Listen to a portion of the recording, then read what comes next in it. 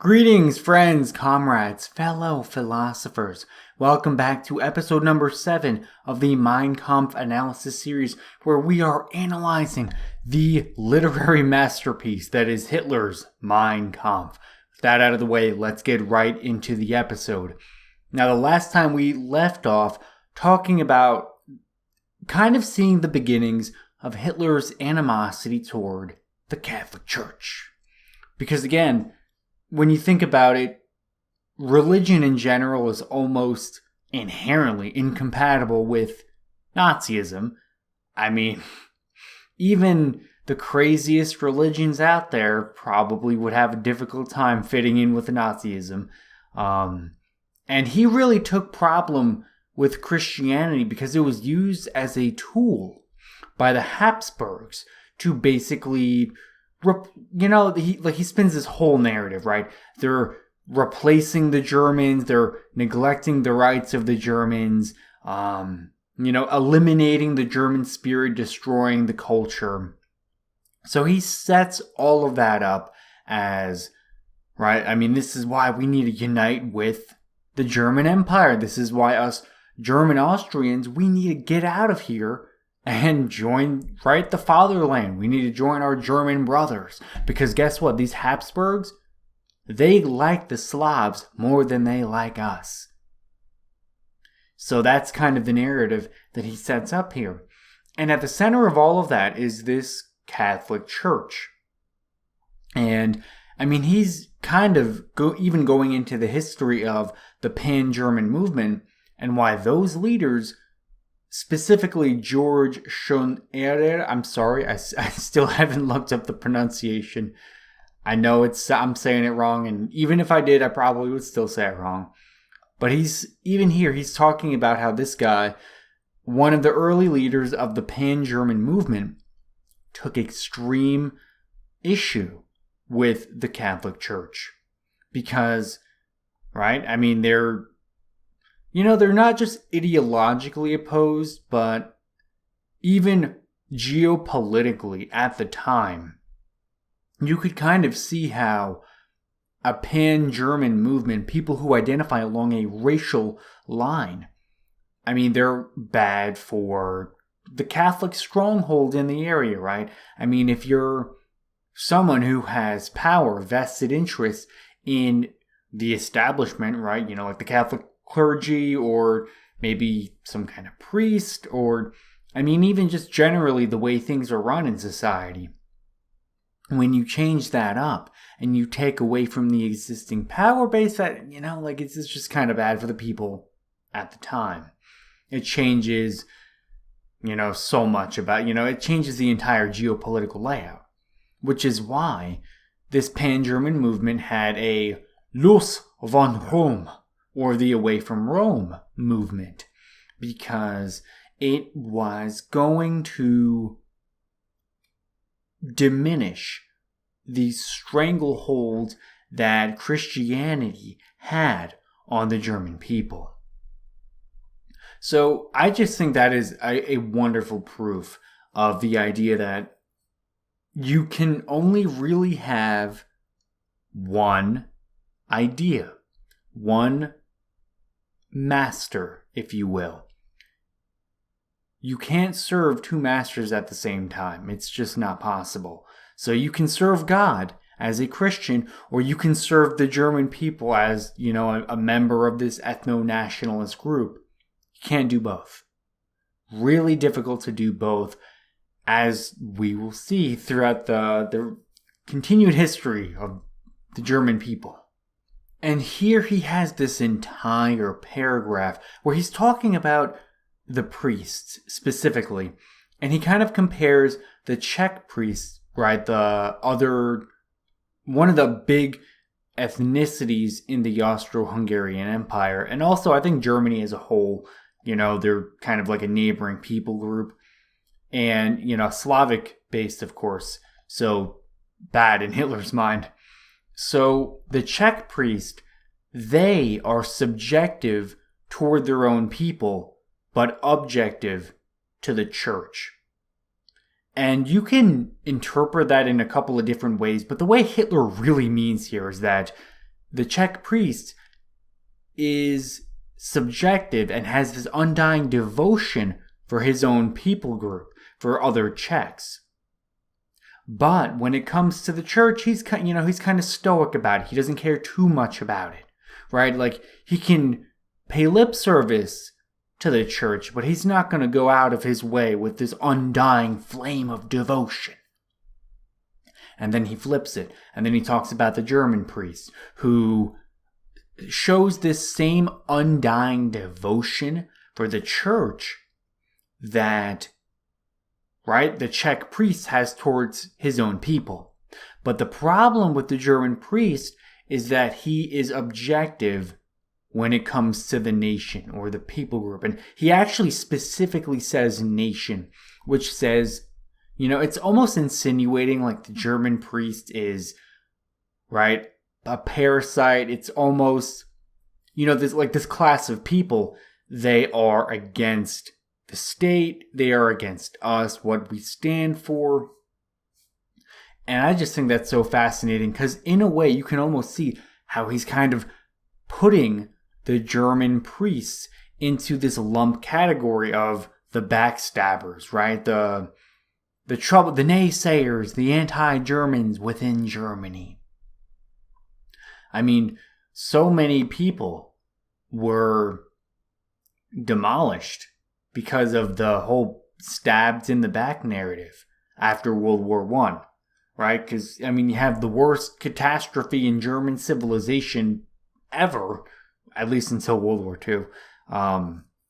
But, the defeat in World War I was just this horrible, terrible thing. And then what happens? Well, all these other people have to take the blame, right? The Marxists, the Jews, the Social Democrats, the liberals, right? The people that want freedom. So all those people are, and here he's kind of putting the German parish priests into that same category of people. So if you didn't believe me in the last episode when I was kind of hinting at the idea that Hitler was very anti-Christianity, here you go. Here you go. Our German priests are not subjective enough. They don't have enough undying devotion to the German people. They want to actually uphold the principles of Christianity. What the heck is wrong with them? This is what he's saying here. God forbid that the people that claim adherence to the Christian religion actually uphold it. Right? The ideals and the principles of being a Christian. Even if what he is saying is true, that just says that the Czech priests are bad priests because guess what? They care more about their own ethnicity, right? Their own ethno group than they do other Christians who they're supposed to have more camaraderie with. Nowhere in the Bible does it say to be an ethno-nationalist. In fact, I think, as you can see by, he even talks about the history of the pan-German movement and how from day one they have problems with the Christian church. So you can see how there's this inherent divide, this split between the two. You cannot have both. You cannot serve God and serve this ethno-nationalistic fantasy. You cannot serve both of these things. You must pick one. And if you're Hitler, you want the people to pick this ethno-nationalist fantasy. Now, this next little section is really, I think we can talk quite a while for now. So he has this entire paragraph where he's basically railing against all of these abstract principles, these concepts, because in his mind they're basically hoopla, right? They're BS, they're hot air as far as he's concerned. So things like authority of the state, democracy, pacifism, international solidarity. Now, there is an argument to be made, but I don't think he quite gets the concept. Because these are supposed to be principles that are good ideas that you strive to put these things in practice with. And he goes on, this entire chapter of this book even, he's kind of talking about how all of these things are bad. Now, I think that a really good analogy that you can have is the nuclear arms race during the Cold War. Right? So let's take a look at nuclear technology. We're the United States. We need to build up our nuclear weaponry as much as possible, or the Soviet Union, they're going to have more nukes. Now, we could uphold these principles, right? These enlightened principles of, pacifism, democracy, international solidarity. And that would be fine and dandy. But the problem is that the Soviet Union is going to still build nukes regardless of how much solidarity we have, regardless of how much democracy we put into practice, regardless of how much how highly we regard the authority of the state. All of this does not really matter as far as practical politics are concerned. What matters is that if the Soviet Union builds up more nukes than we have, they're going to nuke us, kill us, and then the world's going to be communist. That's what's going to happen. That's real life politics.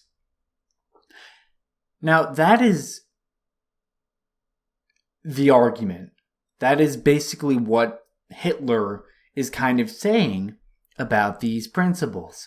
They're just, they're high-minded, they're idealistic, they sound really good, and if you can actually do them, fine and great.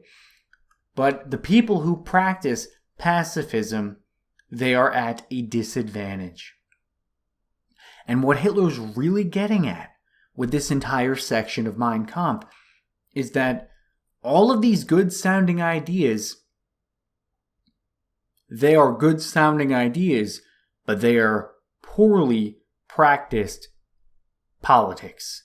That's really what he's getting at. Because all of these ideas, they make your nation weaker. They basically allow other people to take advantage of you, right? Because once you put these things in practice, there goes your competitive edge. So you need to disregard all of these things. I think with the exception of the authority of the state. Hitler is on the extreme end of being a statist. He is someone that wants to expand the authority of the state, not diminish it. And that's not just hot air to him. So I think it's weird that he kept, he never took this part out, the authority of the state. I think what he meant here is probably the rule of law, maybe. But again, it's up to your own interpretation there. But all of these ideas, these good-sounding idealisms, democracy, pacifism, international solidarity, and whatever else, all these other things that get attached to these terms, thrown out the window. Because guess what? As applied to practical politics, well, if we start being pacifists, France is going to beat us up and take our stuff. And I think it's almost scary because there's an argument to be made there. I think that us in the modern world that we live in, I think we can kind of view pacifism, democracy, all these other nice sounding ideals a little bit more favorably because, well, we have a lot of benefits today. Benefits like, mostly living in a time of relative peace. I don't want to say like complete peace, but there's no world wars going on. For the most part, if any big nation state starts getting into a war, enough people have nukes that things are going to end badly. So we just kind of have this like pseudo peace. Maybe people don't really like each other that much, but it's just kind of like, it's not that violent, right? I'm not saying that we live in a complete peaceful world, but at least compared to a time like this, where at any given moment, all of Europe could erupt into a war.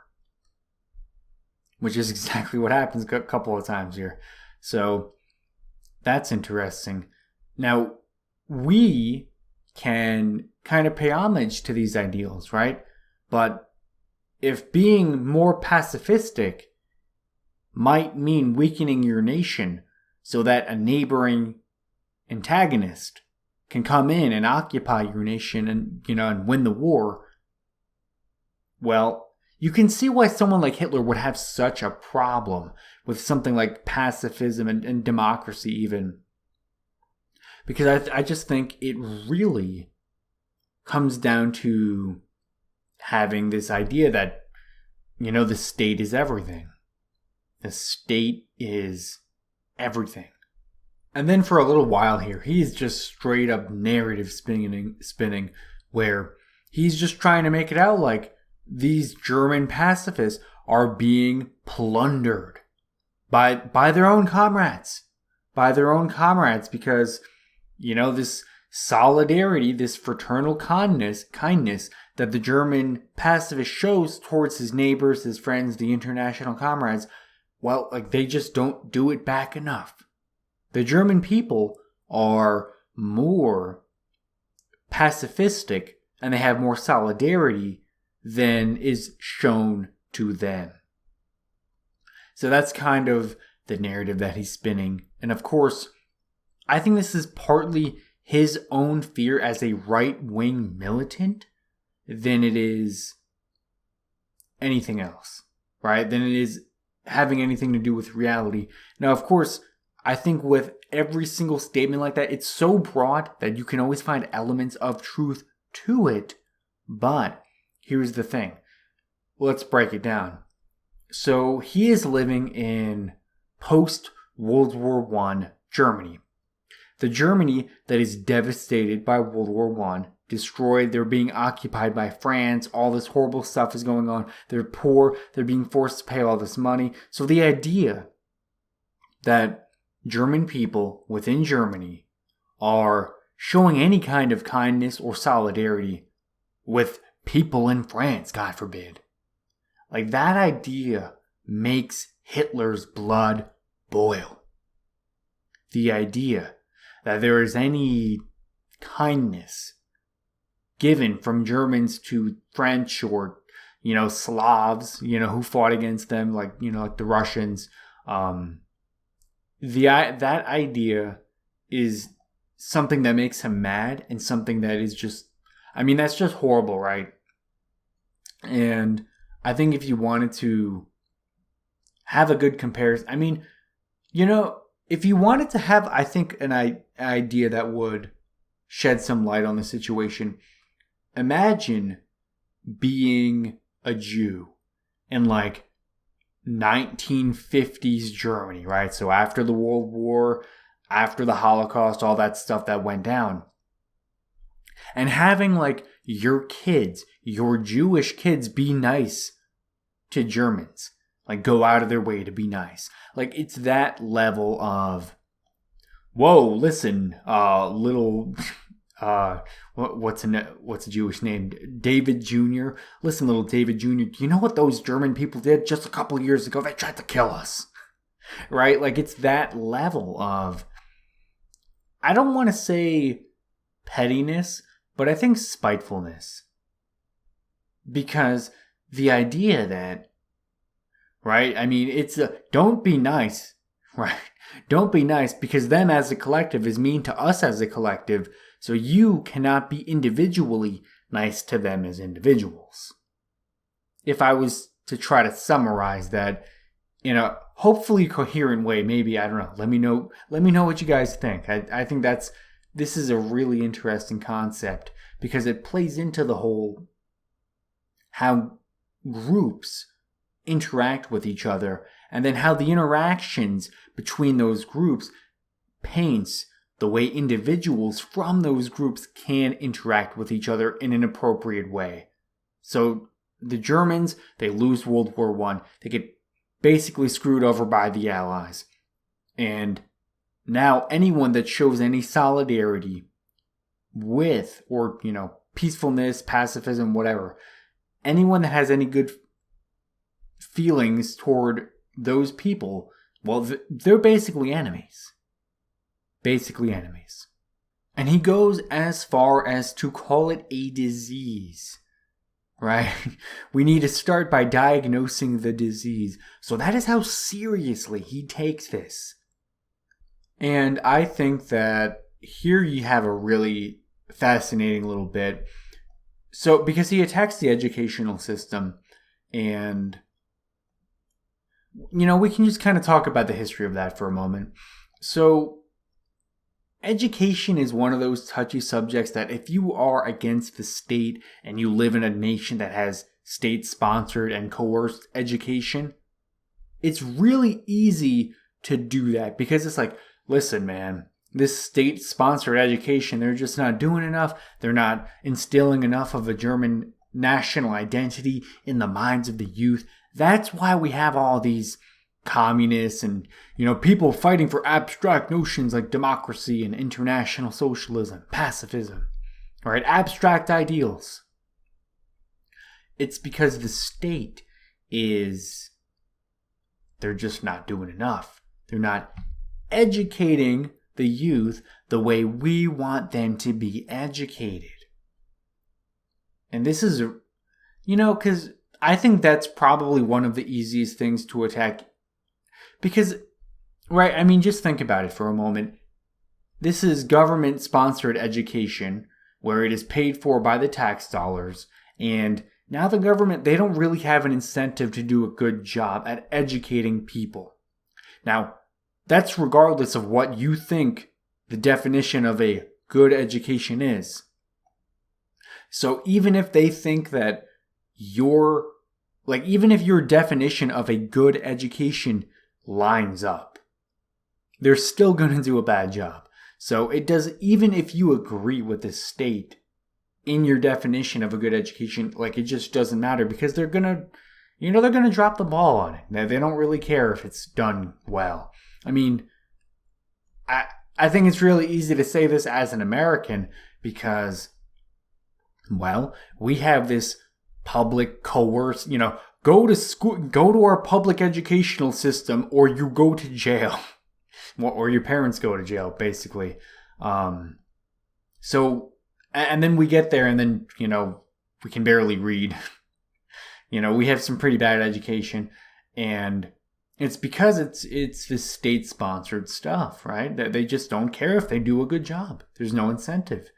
And I think that's just interesting because, Hitler never takes up issue with the fact that, maybe it's not because the German children, the German youth are not being taught to reason or any of this other stuff. It's because they just don't have enough of a lively sense of the German nationality. So you can kind of see how I almost think this is actually one of those situations where you and your own personal prejudices kind of paint every single dilemma that you come across. So, people can get duped and because of course Hitler views the Germans who become Democrats or international socialists or whatever more as victims than anything else.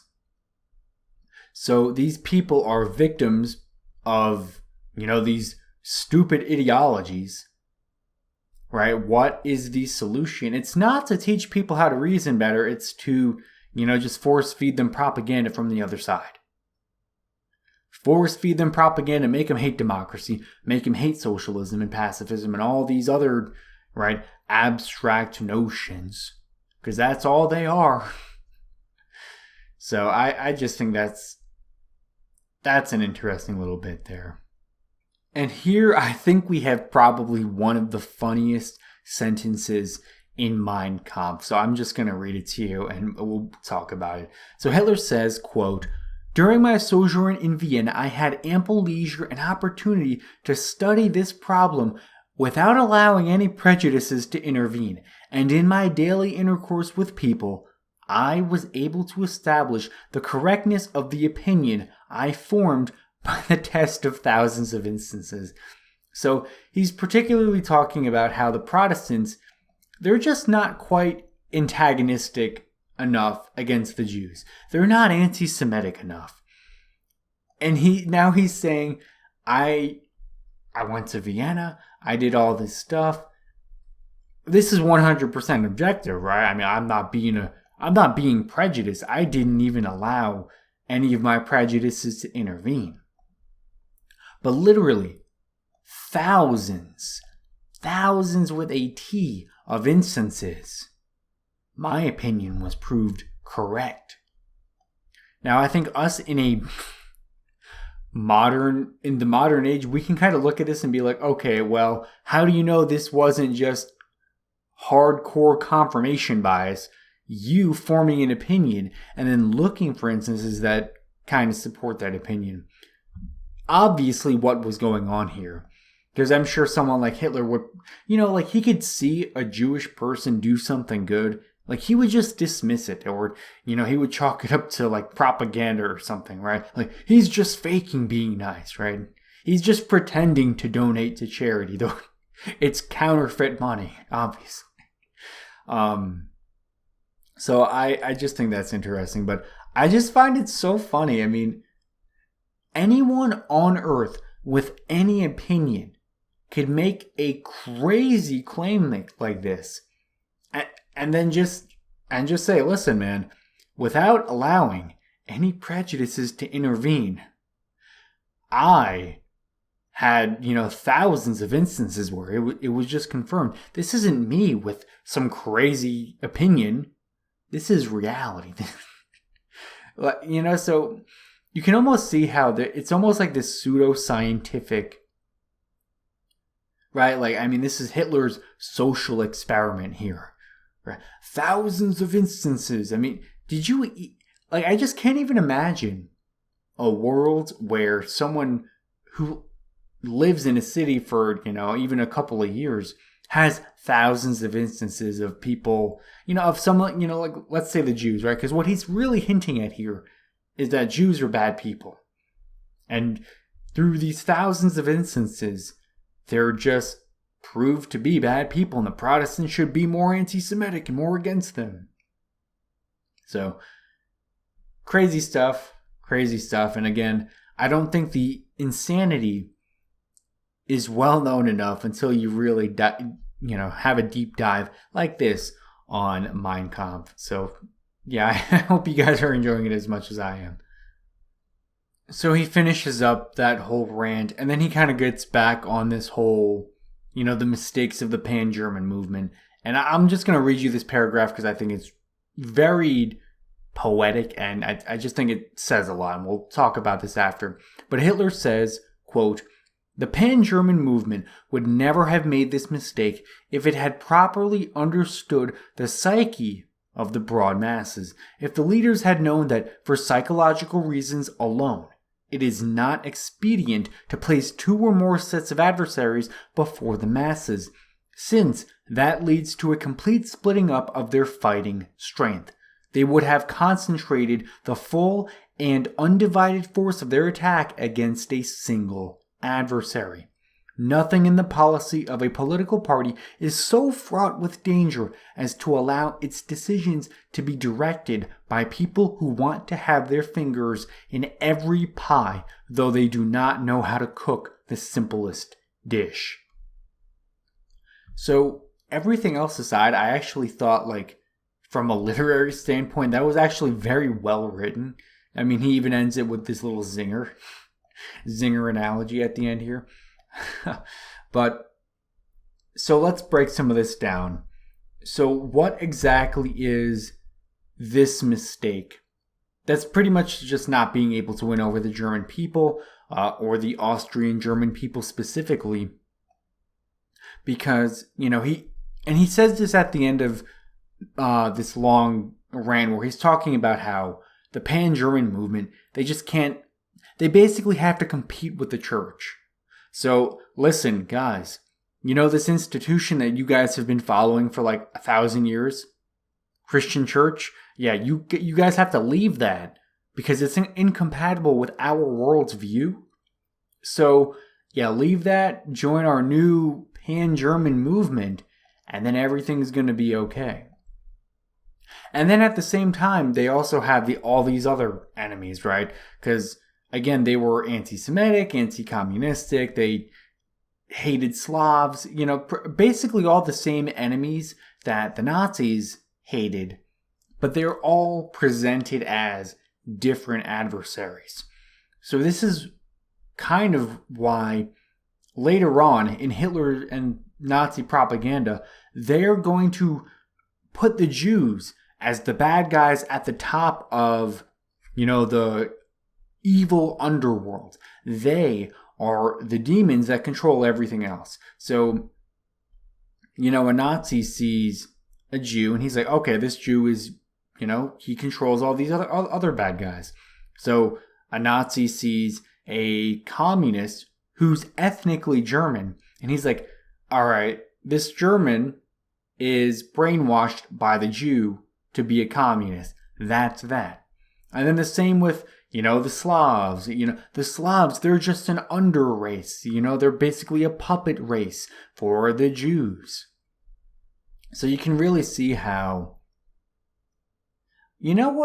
for all that you can say about Hitler, you really have to give credit where credit is due. He was so smart in that regard, because I think that this is a true principle, the idea that, you have some kind of movement, some kind of entity, and having multiple adversaries, like, it really does mentally wear you down. You need to have like one thing that you can focus on and be against. Now, unfortunately for the Jewish community, that they end up becoming this one adversary. And, I just don't, I think us as reasonable people can all agree that as effective as it is, I don't even think the Jews had anywhere near as much power as the Nazis made it out to be. I actually think that this pan-German movement and having all of these different adversaries, for different reasons, right? Maybe the Slavs because they're a competing race. Maybe the Jews because they hold different cultural values than the German people. Maybe Christianity for, because they're just not pan-German enough, or, whatever reason. All of these different groups of people have their own individual disagreements with the pan-German movement. And the Nazis, they just put it all under one mask. I just, so smart. It's such a smart way to do it. If you are ever going to become a dictator, do this. Take your the people that you want out the most, put them in charge of all the other smaller groups of people that you want to take out. And that's basically the way to do it. And then just have your entire society collectively brainwashed and programmed to hate the people at the top of that evil hierarchy. So, yeah, there you go. And that's basically how you get a genocide. Right there. Have a single adversary. But that is going to be it for this episode. I really hope you guys have enjoyed episode number 7, as well as the series as a whole. Let me know what you guys are thinking. I'm hoping that, I'm sorry, I'm only 100 pages in. I feel like this is going to be a very long series, but I want to cover it in as much detail as Mein Kampf deserves, because, again, I think so many people, we just know the overview, the highlights from the history books. We don't ever actually dive into these, the primary resources themselves.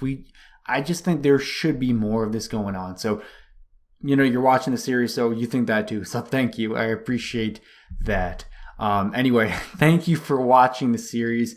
Thank you for watching all the way through. This has been Michael McCauley at History for Thinkers, and I will see you in the next one. Peace out.